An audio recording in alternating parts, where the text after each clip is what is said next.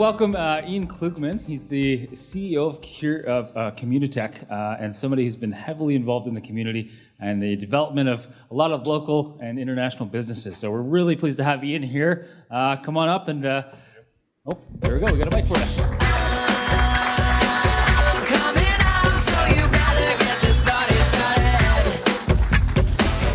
That's me. Apparently, I don't get a free car for speaking today. So, Frank, I'm not sure. I'm happy about that. Are these different? Yeah. Different. So, this one. Okay, sorry. I'm not a very good speaker. I'm not sure why they asked me to come today, but that's me. And I'm going to talk about leading with purpose, I think. A purposeful organization. And when I was asked to come and speak to you today, I said, leading purposeful leadership, purpose-driven leadership. I have no idea what that means. So I went to the Google, and I Googled it, and the Google said, it's got something to do with leading with meaning. And I thought, well, that's something I think I could work with. And so leading with meaning and purposeful organizations. So first of all, before I get started, I did want to take an opportunity of thanking Toyota for having me here today. I have long been a fan of Toyota. My first car was an SR5, fastback, two-door, 5-speed, 87 horsepower. I was that guy. I was that guy in high school. Yeah, who wants no stinking Camaro? I got the SR5. Yeah, no, it was a good car. And then, of course, I owned a RAV4 at one point in time. Fine automobile. Absolutely excellent automobile. I also have the privilege of not having owned the amazing products that you build, but also getting to know some of the leaders of your organization. Rich Kufsky is my neighbor. He's a little whacked. He's got bees in the backyard. Apparently he's got bees here. I don't know if you know that or not, Frank. Yeah, okay. They're over there shaking their heads. But so, yeah. And then I think the third thing is I am always very, very proud to have what is truly one of the leading brands in the world in our backyard, in our community. And I really thank you all for having chosen us. I feel like the prettiest girl at the dance. I'm not sure allowed to say that. Me too.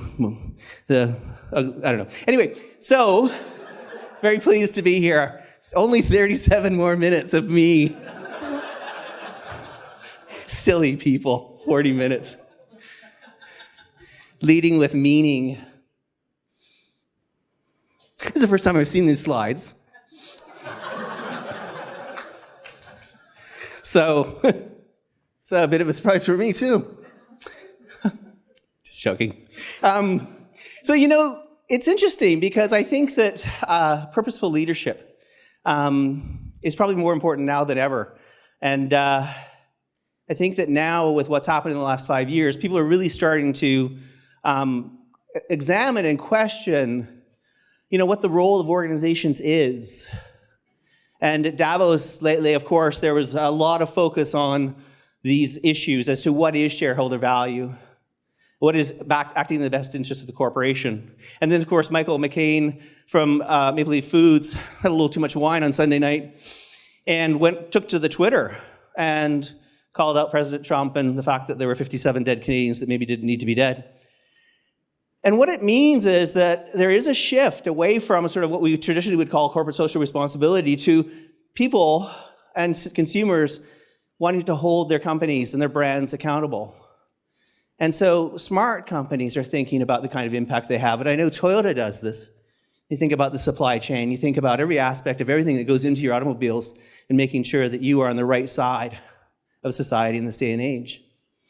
And so this topic, this notion of purposeful leadership is probably more important than it ever has been.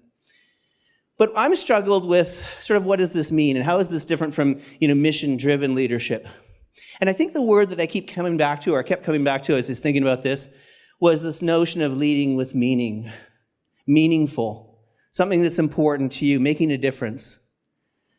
And, there's brands out there that claim that they do good things. My favorite, of course, is Coke, and their purpose in life is to quench the world's thirst,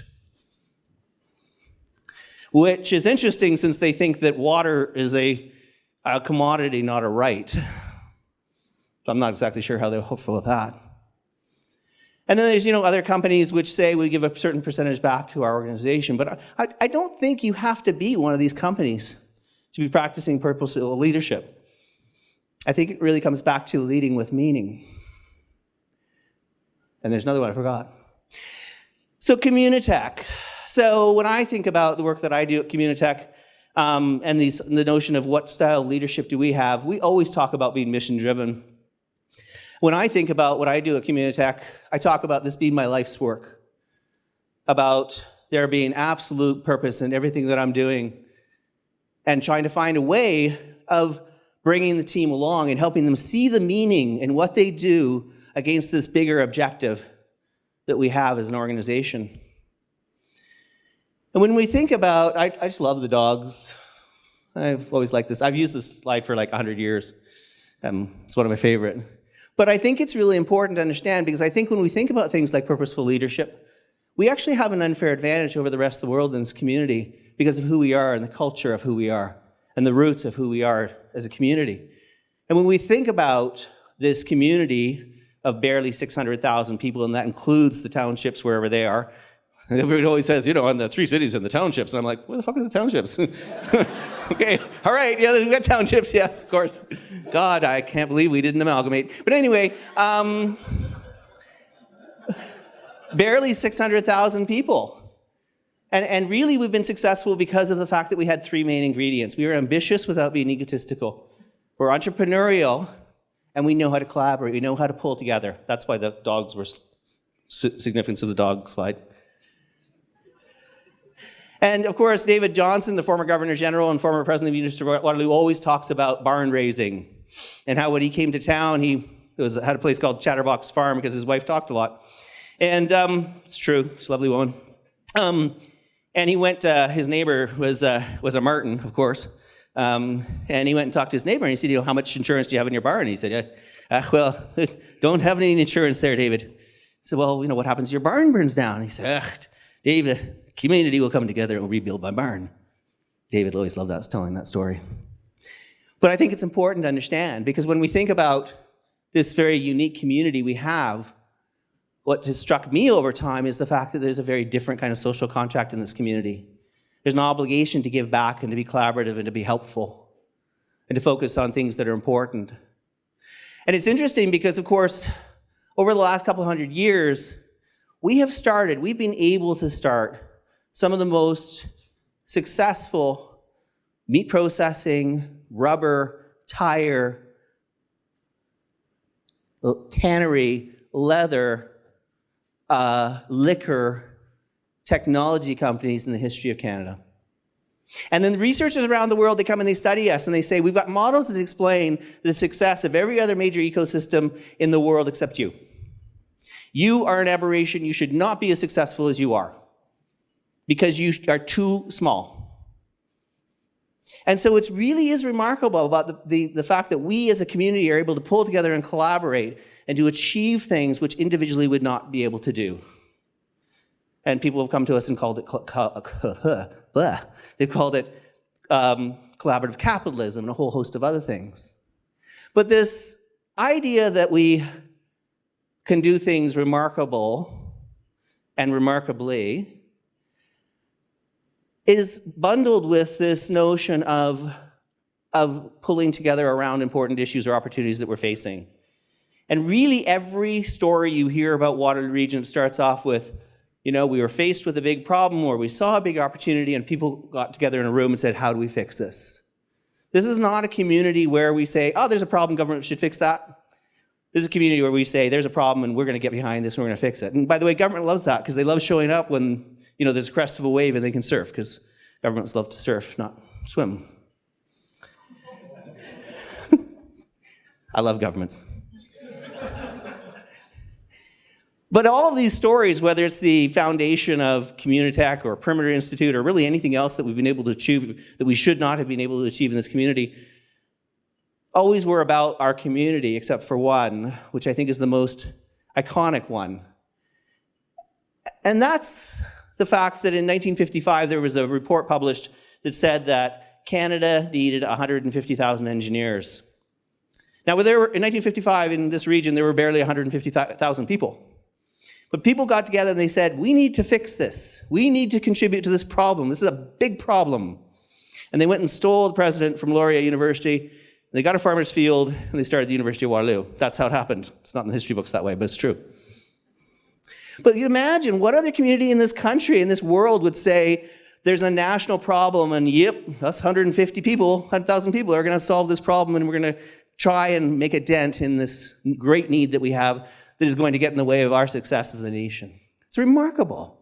It's remarkable that we would, and it wasn't that we were egotistical. It was just like, there's a problem, we need to fix it. Purpose. I wonder what the next slide is.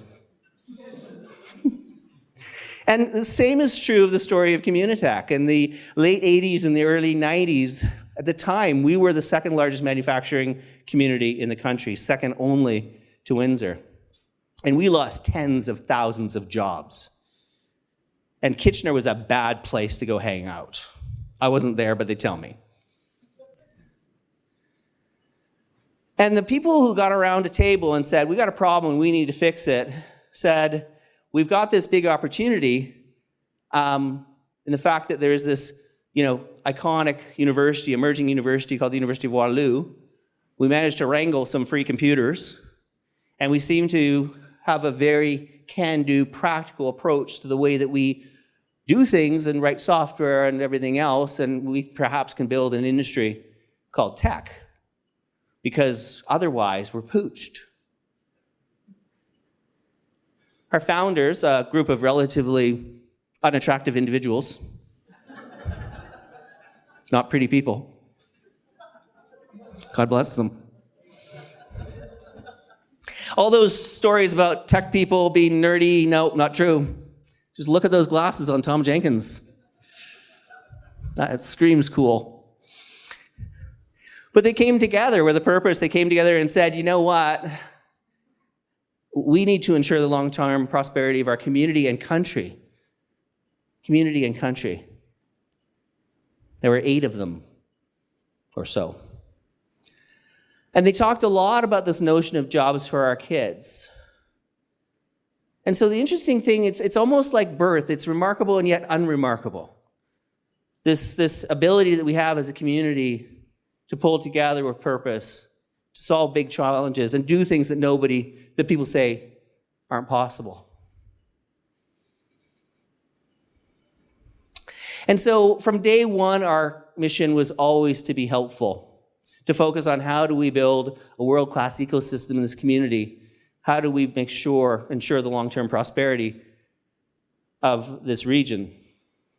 And now when we look at ourselves and where we're at, we're almost 1,400 companies, we're almost $30,000 in income. We are the most successful organization of our kind anywhere in the world on a per capita basis. There's no other community in the world that has stood up an organization like the one we have. And we've been mission-driven since day one. We really do focus on how do we help make our companies successful? How do we help make sure this community is prosperous? How do we help make sure that we have jobs for our kids? There's actually notes on the back there, but it's still on dog sled. It's interesting. Oh, quick, yeah, there we go. That's funny. We support companies of every stage, so everything from the earliest stage startup all the way through the large corporations in the world. So we work with about 800 startups, about 200 growth firms, scale up, so $10 to $100 million in revenue, and then about 100 large corporations would include organizations like TD and Manulife, CIBC, Thomson Reuters, and the Royal Canadian Air Force. And that's one of the other interesting things about the work we do is we've discovered that a strong ecosystem strategy, a strong small community, small city strategy can benefit companies of every shape and size at every stage. And we're the largest open innovation facility in the world, and we're the only one that has not just private sector organizations, but also Royal Canadian Air Force and LCBO and WSIB and a whole host of others, the Navy. Our values are a bit wonky, but they're important to us. And we use our values as a framework for everything that we do.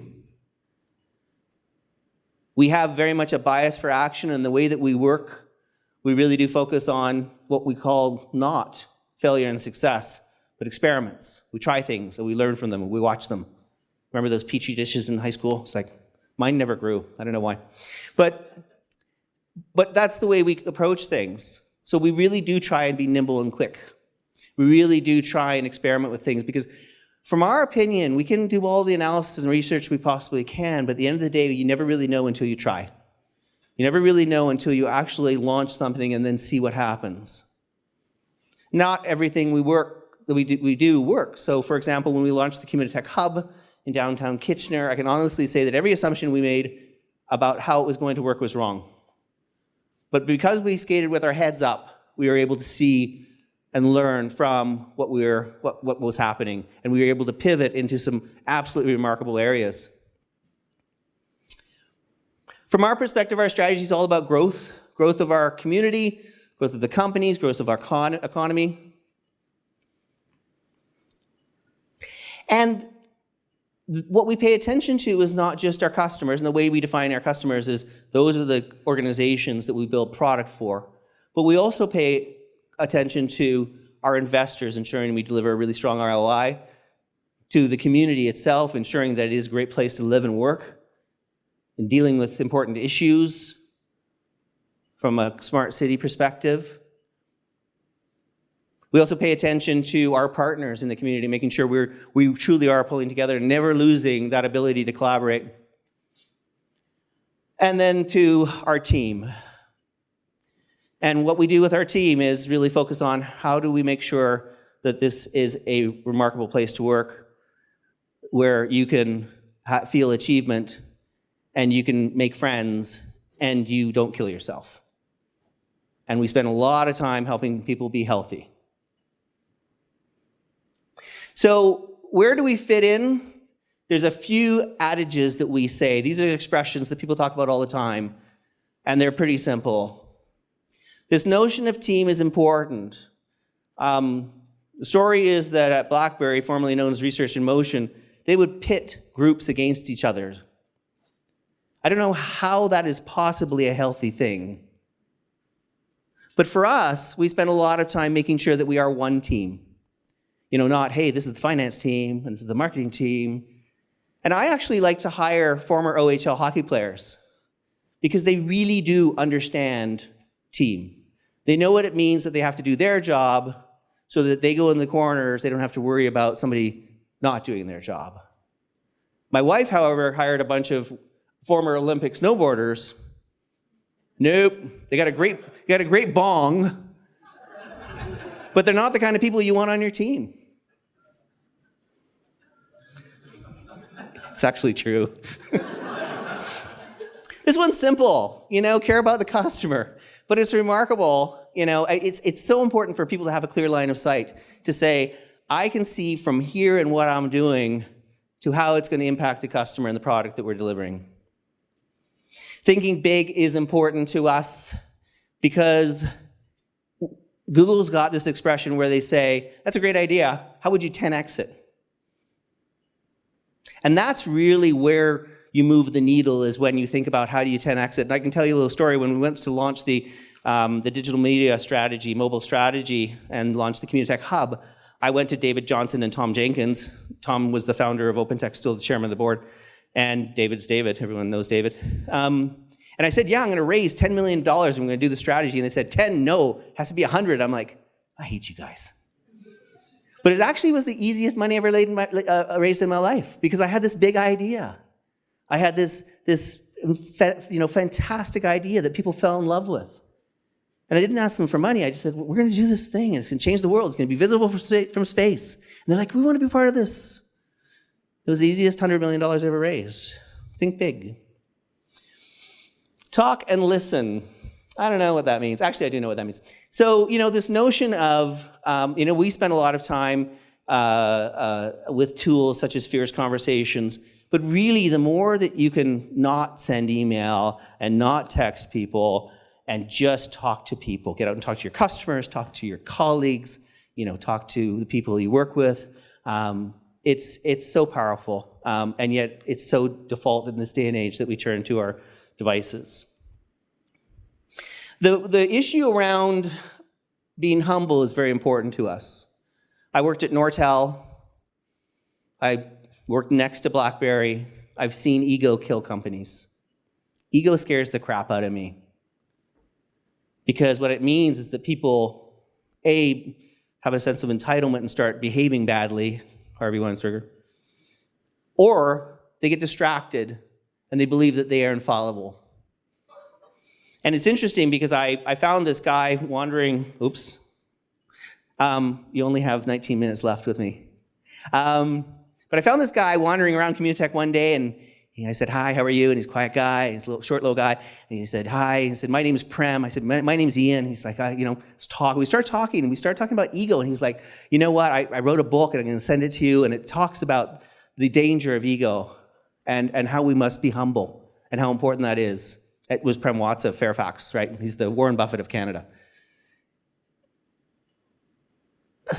And I think his long-term success is based on this fact that he really does focus on the important things, the simple things.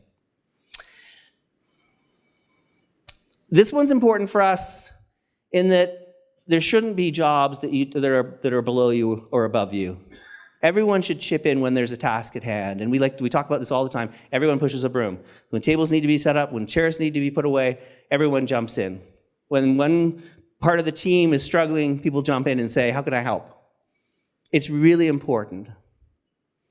Give first is the other one. I can't tell you how powerful this is, just not only in the workplace, but in life in general. It's amazing what happens when you give first, when you make more deposits than you do withdrawals from a relationship. Remarkable things happen. People come to you wanting to help. And you know your friends are when you're in trouble. This is the other one we talk about all the time, which is attitude and effort. Attitude and effort are everything. Everything else is forgivable. So, you might not be very good at your job. We will help you get better at it. You might have all kinds of other challenges in your ability to perform, but damn it, if you work hard and you have a great attitude, then we're going to find a way to make it work and make you a successful communitecher. It's startling how little initiative there is in the world, how people go, oh, look, there's a wrapper on the ground. Still on the ground. It's startling, and it's amazing how much opportunity there is if you do jump in and lead and say, you know what, there's a wrapper on the ground, I'm going to pick that up, I'm going to start a campaign, we're going to pick up all the wrappers. It is such, I've always been the type of person who said, you know what, I see a void in leadership or an opportunity, and I'm going to jump in and see how I can help. And the other one comes back to this notion of collaboration, which is jump in and gang up together to take on the world. We're too small. We're actually a very, very small company, even though we think we're a large company. We were 35 million people over 4,000 miles wide, or some crazy number. And that means we do need to gang up together to take on the world. We've seen the results of what we're able to achieve here in Waterloo Region, and we're actually working on initiatives right now to say, how do we bring together the power of the collective, the power of the collaborative, to gang up together to take on the world, because we're not going to win otherwise. I think the other thing that's important about understanding purpose and meaning at Communitech is the fact that we run a conference called True North. And we launched this 2 years ago as a statement to say we believe that we've earned the right as a global ecosystem to convene a big conversation about issues of importance in the world. We likened ourselves to Davos and Milken, which is absolutely absurd. And we threw in a little South by Southwest. But we said we need to get together and we need to have conversations about the intersection between technology and humanity. Not just can you build a software product, but should you? And it's interesting because we started talking about these issues, about digital addiction and what's happening with the kids, and about the fact that, Cambridge Analytica and Facebook and all of these things before the world started talking about them. And then, of course, the world caught up. But I've had a number of people say to me from in our own community and outside our community how odd it is, they feel, for us to be running a conference which talks about these issues, which talks about the fact that we have responsibility for what we build, for what people do with what we build. And I don't understand why they feel that way, but they do feel that way. And included at True North this coming year, we launched a $1 million AI for Good prize challenge. So we were approached by Seymour Schulich, who said, I love what you're doing with True North. I'd like to give you $1 million, and you can hand it out to a group, a team, a company, but they have to be Canadian or residents of Canada, solving one of the world's most important problems. And so we picked fake news. This is Communitech. Well, this is just a sign of Communitech. This is actually Communitech. But this is a video about the culture of Communitech, which is tricky. Company culture is defined as the beliefs and behaviors that determine how a company's employees interact and handle outside business transactions. Yikes, that's wordy. So how do you define culture at a place like Communitech? This Communitech. All in all, it's tricky to describe. Culture is more of an implied thing and is something that develops over time with the help of lots of people. So with Communitech, let's start there, with the people. Like these people, and this guy, and this person, and her as well. Communitech is made up of some fantastic people, each one bringing something new and different to the table. There are fun people, smile people, coffee people, royal people, bike people, hugging people, non-hugging people, talking people, lots of talking people. And let me tell you, these people do a lot. These people work, and these people work hard. Everyone at Communitech is dedicated to helping tech companies start, grow, and succeed. These companies can be startups, scale-ups, or enterprise companies. But no matter the shape or size, we're there to help. What's it like? It's big picture thinking. It's wearing a lot of hats, and it's working together as a team. A big team. And this involves constantly creating and sharing ideas, telling stories, collaborating, giving updates, feedback, and high fives. And they get to do all this in a pretty cool place called the Tannery.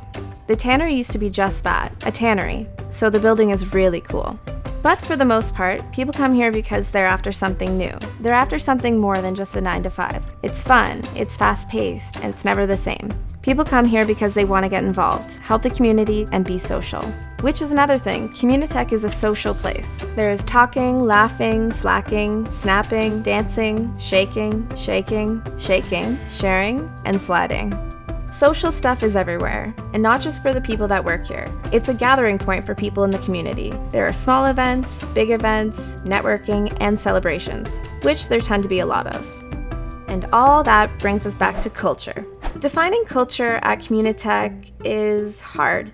I think it's just something you need to see, something you need to smell, something you need to feel. Defining it's one thing, but experiencing it brings on a whole new meaning. So visit the Hub today and see for yourself.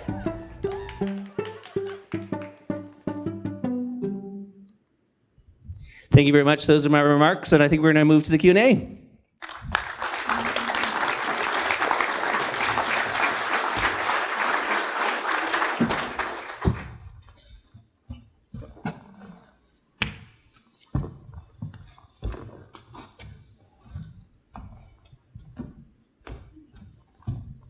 Test, test, test. All right.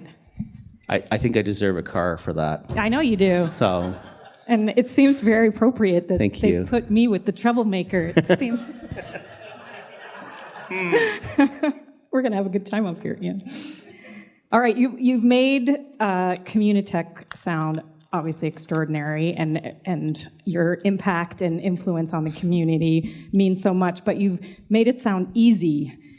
So can you share with us a story of an extreme challenge that you faced as a leader, and how did you overcome that challenge?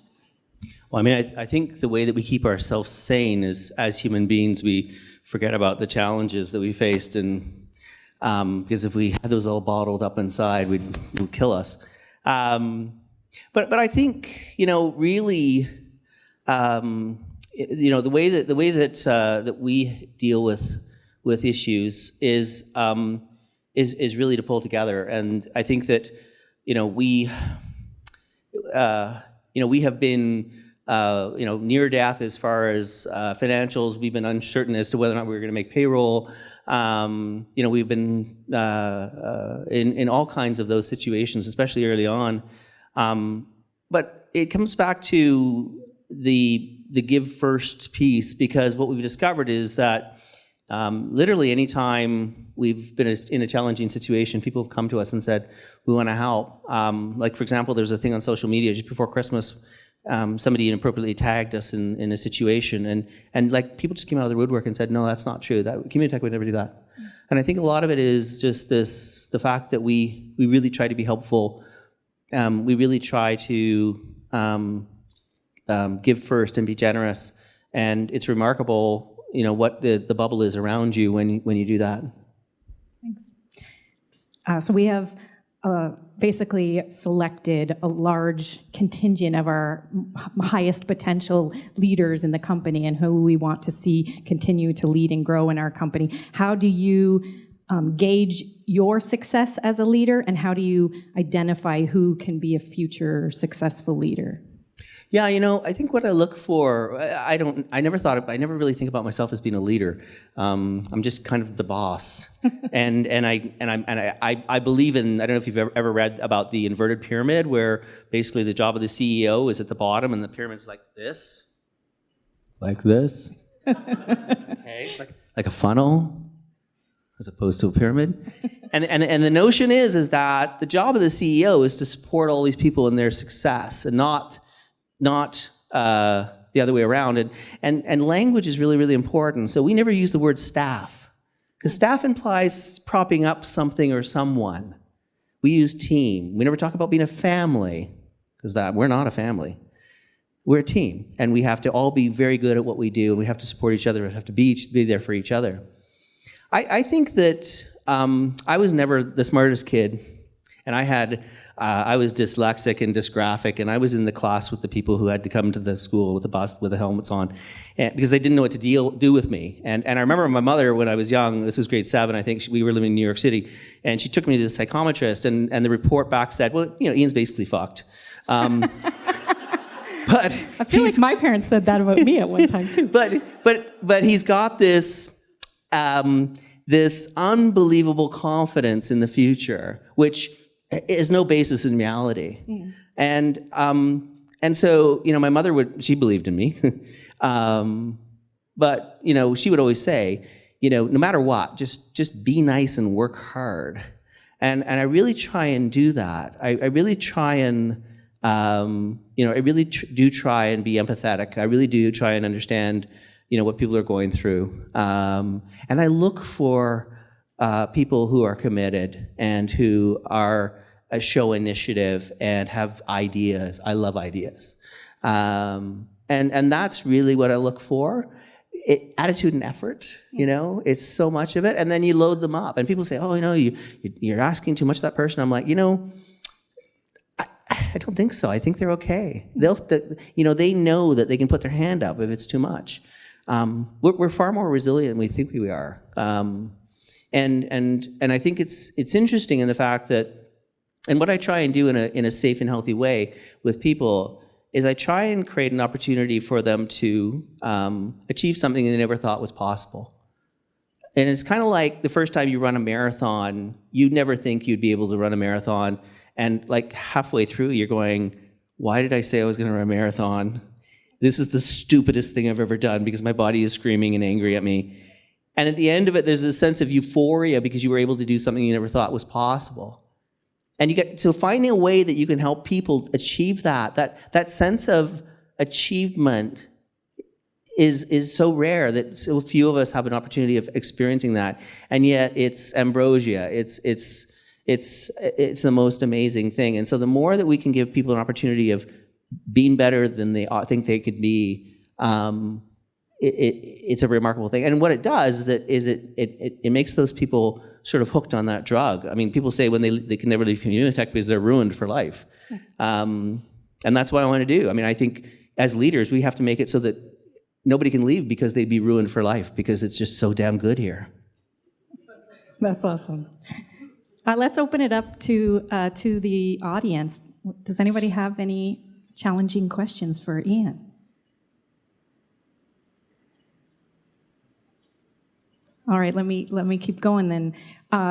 Certainly our industry, as you can imagine, the automotive industry, and is ever changing, but we're going through a significant transformation right now, especially in Toyota, as we are transforming into a mobility company. And so how you lead through this change and leading large, diverse groups of individuals, how do you adapt your leadership style to allow every individual to feel part of the transformation? Yeah, I mean, I would say that, you know, it's really about letting them feel control. I believe that stress and anxiety is driven by the loss of control, the absence of control. And so we spend a lot of time looking at things like, for example, when social media came out and people were Facebooking, as they used to say, I'm Facebooking. And I never Facebooked, just for the record. I always thought Mark was creepy. And then that movie confirmed he was creepy, like really creepy. Wow. And Cambridge Analytica, what a huge shocker. Yeah, no. But you know, and they said, oh, you know, we need a strategy or a policy on social media. And I'm like, how about don't say stupid shit online? Like, let's I not. agree. So I think, you know, and the other thing we do is, you know, we really do spend time looking at things and say, is this policy really necessary? Instead, why don't we hire fully formed, well-functioning adults and trust them? Because the more we can give people control over their lives, like it's enough thing. We've got to pick up the fucking kids and we got to go to this rink. I hate the rink. I hate the rink. Thank God the rink is over. Whoa, don't let your children play hockey. Just saying. Don't do it. It's not worth. It's a horrible life. God, like 5 years, I don't even remember. I was drunk in a hotel room with a bunch of other parents. It's true. Yeah. Anyway, yeah, just let them get fat and sit on the couch and play video games. No, but you know, really trying to examine. So, I mean, we did a little thing for at one point in time where we said, you know, nobody owns a chair, and we took away all the offices and all the desks, and we built a bunch of places where people could work, and we built, you know, sort of quiet places. We call it the library, where you are not allowed to talk at all. And we've got sort of common areas. We have lots of meeting rooms. We've got lots of space for people to work in whatever fashion they want. But nobody owns a chair. We gave everybody a high school locker instead. And the interesting thing was there were a bunch of people who were like, Ian, I don't like this. I like my cube. I like my stuff. I like my junk.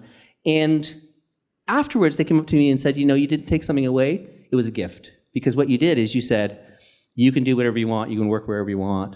And I think the more we can try and find those opportunities to give people back control over their lives, because there's enough things that we can't control in our lives, people just, they are so appreciative of that. And it does decrease stress and anxiety tremendously. Because, I mean, the first day on the job, you show up and that's your cube, and the person sitting next to you, you don't like them. But, you know, for you to be working, you have to be at your cube next to that person you don't like. And so it's huge anxiety. And, you know, like, why? Just let them work where they want. So in Toyota, you know, we recognize that freedom and flexibility that you're able to provide at Communitech. Do you have some standards or structure in place to allow that freedom, but within the four walls? I'm trying to help connect the dots with the members here, that some do have to sit in a cubicle beside that guy that they maybe don't like so much. So how can we provide some more of that flexibility? I mean, we do,